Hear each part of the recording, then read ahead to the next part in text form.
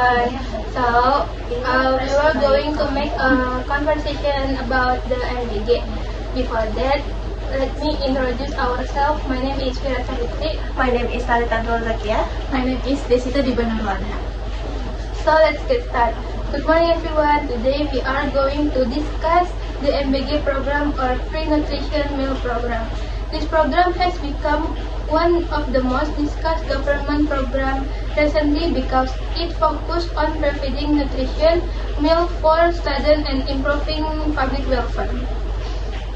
Good morning. Yes, I often see discussion about MBG on television, social media, and news website.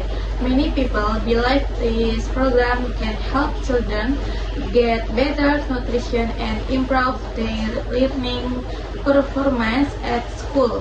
That's true. However, there are also many debates about the implementation, budget, and effectiveness of the program. Some people support it strongly, while others still questioning about whatever it can be managed properly. Before discussing the advantages and disadvantages, let's first explain what MBG. Actually, MBG stands for Makan Bergizi Gratis or Free Nutrition Meal Program. The government plans to provide free healthy meals for students and several groups in society. The main purpose of the program is to reduce malnutrition and stunting among children. Besides that, the government also wants students to have better concentration and energy while studying at school.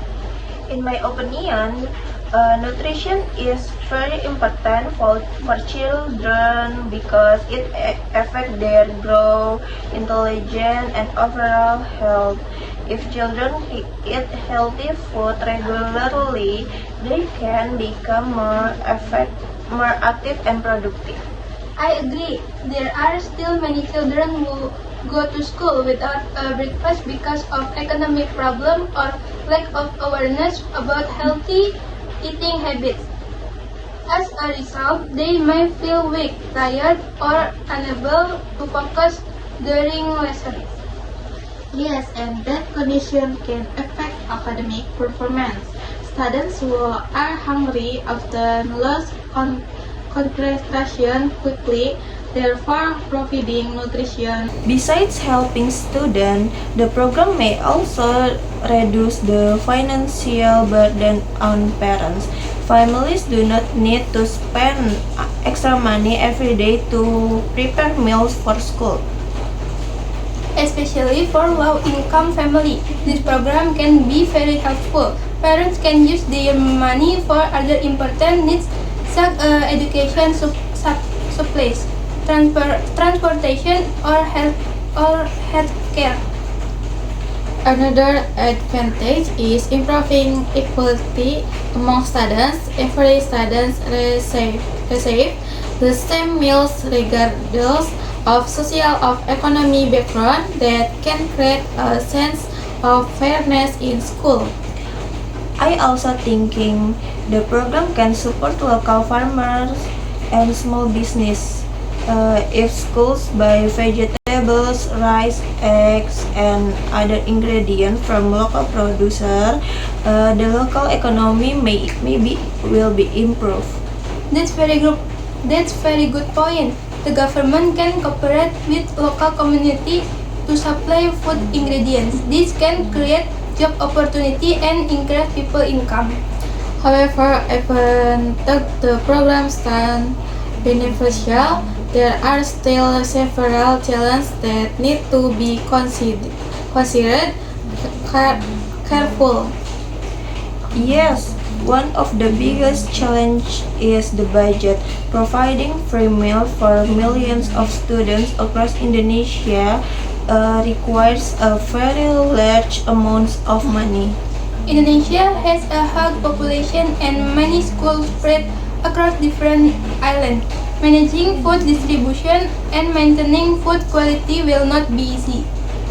Another challenge is infrastructure. Some schools may not have kitchen, clean water, storage rooms, or proper dining facilities.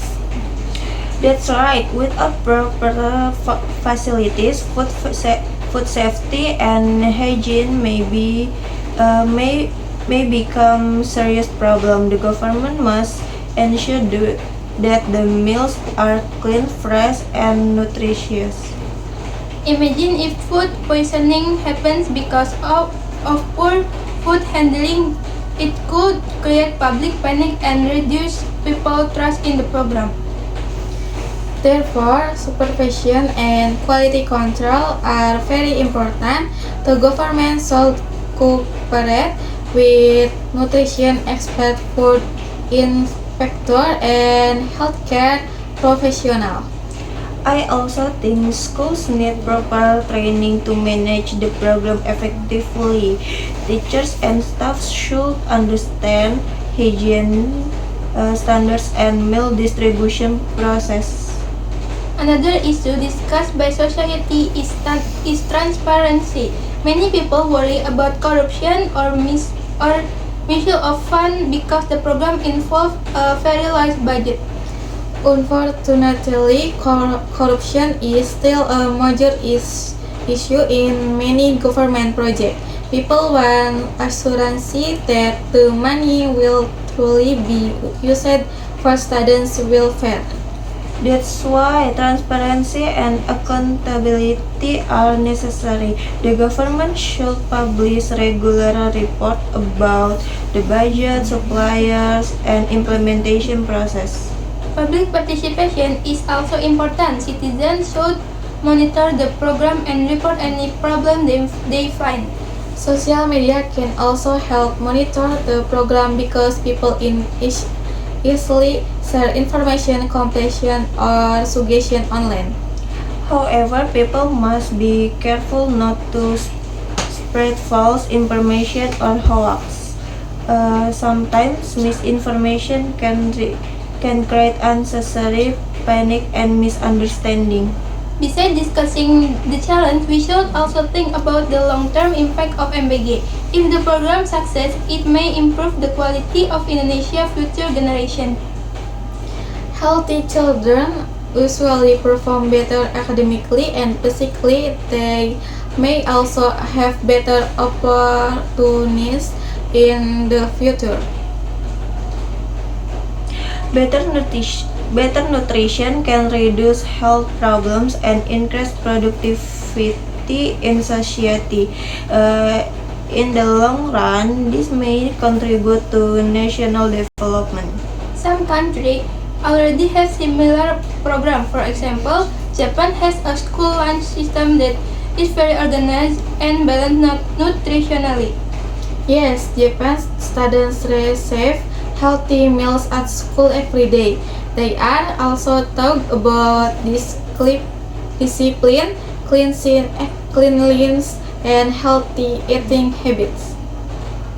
Several European countries also provide free or subsidized meal for students. Their experience show that school meal programs can succeed if managed professionally.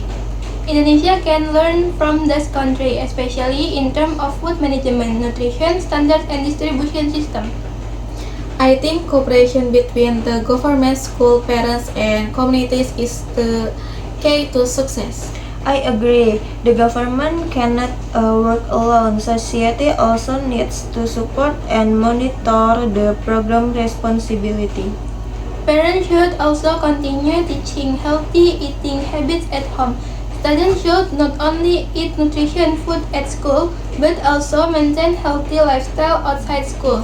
School can educate students about balanced nutrition, cleanliness, and the importance of healthy food. If students understand the importance of nutrition, they may develop healthier habits in the future. Another thing to consider is environmental impact. The program should minimize food waste and reduce plastic use. That's true. School can use reusable platters and utensils instead of disposable plastic packaging. Food waste management is also important. Leftover food should be handled properly to avoid environmental problems. Overall, I think MBG is positive program if implemented correctly. It has the potential to improve nutrition, education, and social welfare. Yes, although there are challenges, the benefits can be very significant for students and society. The most important thing is proper management, transparency, and operation among all parties involved. Hopefully, the program can run successfully and truly help Indonesia younger generation. I hope students can become healthier, smarter, and more productive through this program. Thank you for listening our discussion for today. We hope this conversation helps everyone understand more about the MBG program. Thank you and have a nice day. See you next time. Goodbye everyone.